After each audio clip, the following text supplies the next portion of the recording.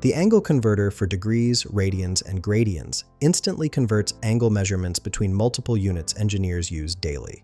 To use this calculator, you'll see a drop-down menu labeled From Unit where you select your input angle type.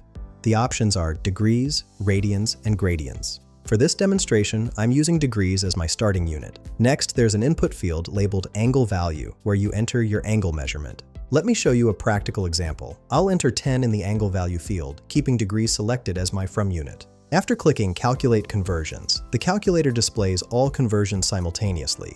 Our 10-degree input converts to exactly 0.174533 radians, which is useful for trigonometric calculations. It equals 11.11111 gradians, the decimal-based angle system where a right angle is 100 gradians. The calculator also shows 177.778 mils, commonly used in military and surveying applications, where a circle contains 6,400 mils. Notice how the original 10 degrees displays as 10,000 degrees, confirming your input with 6 decimal precision.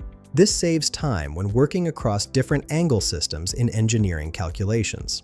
Find the link in the description below.